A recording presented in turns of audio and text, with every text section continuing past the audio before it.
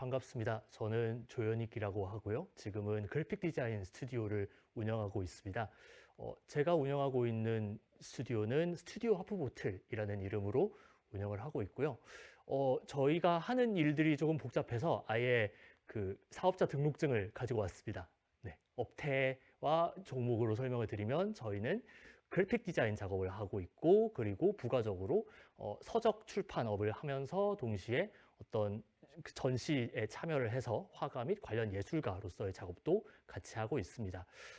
저희 스튜디오에 대해서 먼저 간단하게 설명을 드려야 뒤에 내용이 좀 더 이해가 되실 것 같아요. 그래서 저희가 하는 일을 간단하게 소개를 드리면 이런 식으로 포스터를 비롯한 어떤 행사 혹은 어떤 기관에 대한 홍보물을 제작을 한다던가, 아니면 그 다른 기관들에 필요한 아이덴티티, 브랜딩 디자인 또는 그 기관에서 하는 어떤 작업들에 대해서 전반적인 브랜드 가이드라인을 만들고 굿즈를 만드는 그런 작업도 하고 있고요.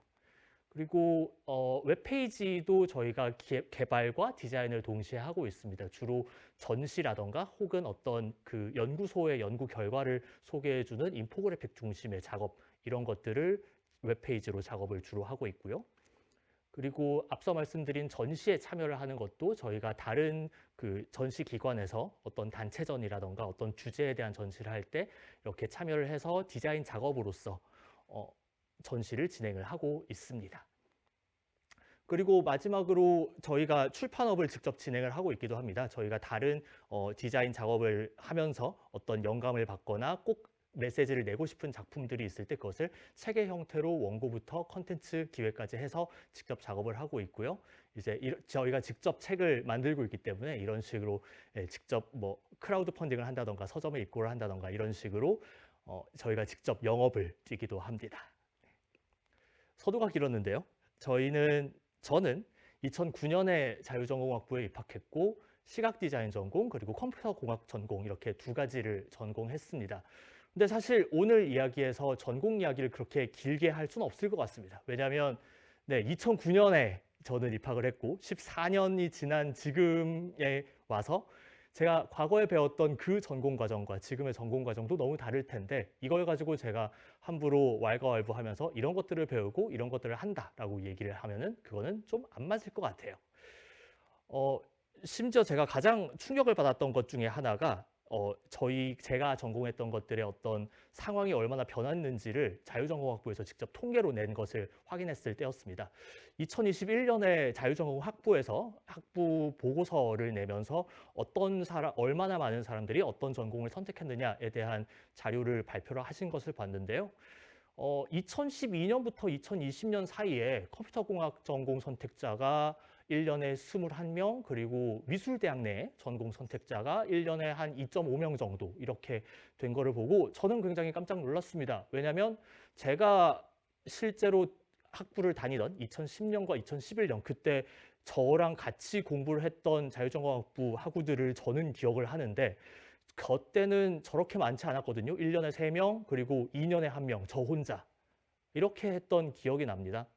그러니까 제가 학부를 다닐 때는 뭐 스마트폰이 국내에 도입되지도 않아서 뭐 앱 개발이라는 사업 자체가 존재하지도 않았고 사람들이 어떤 홍보물을 만들 때는 그냥 윈도우즈 기본 폰트를 이용해서 홍보물을 만들면 끝이다. 뭐 이런 식으로 생각했던 지금과는 굉장히 컴퓨터공학이나 디자인 자체에 대한 개념을 많이 다르게 가지고 있던 시절이었기 때문에 그때의 기준을 가지고 전공을 선택을 한다던가 그리고 그때의 기준으로 어떤 설명을 드린다는 것은 지금에 와서는 별로 적절하지는 않은 것 같아요.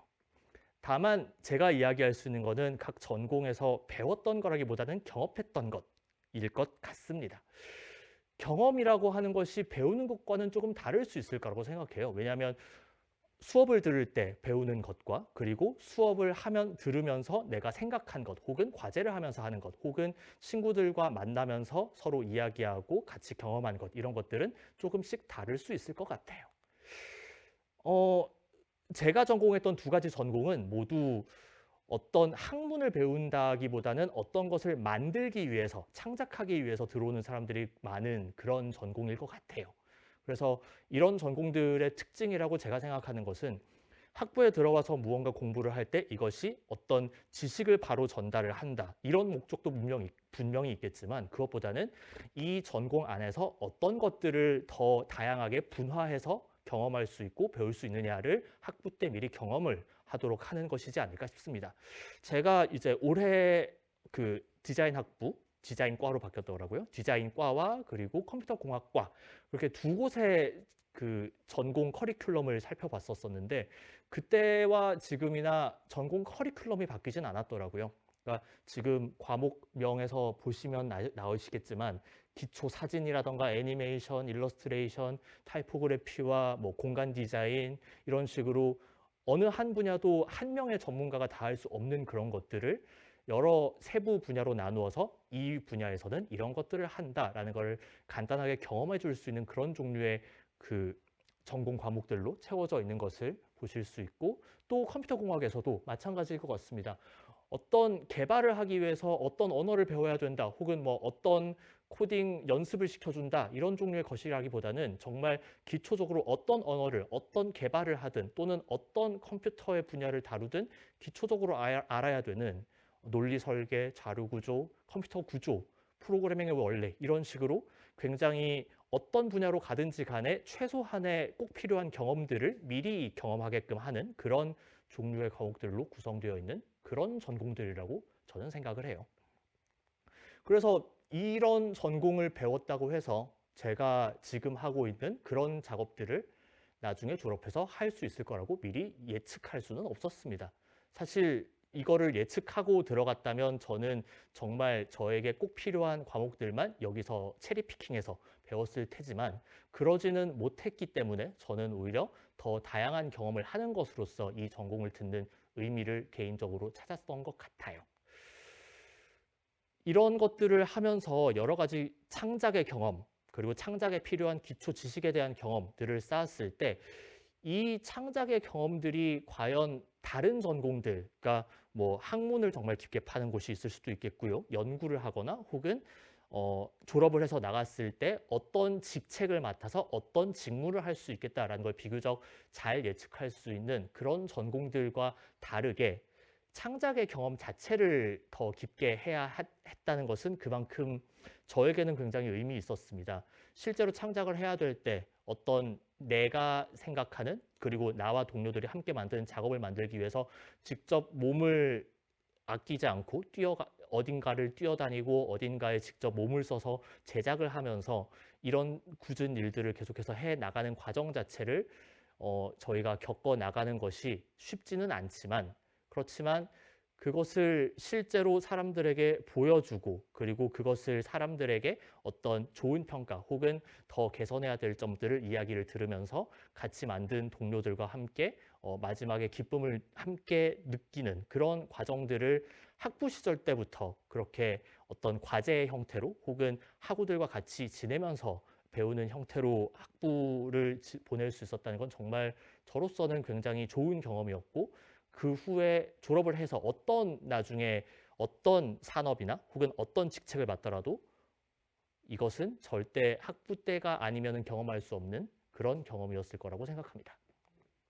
그런 점에서 학부 공부뿐만이 아니라 꼭 이야기하고 싶었던 것이 동아리 활동이기도 해요.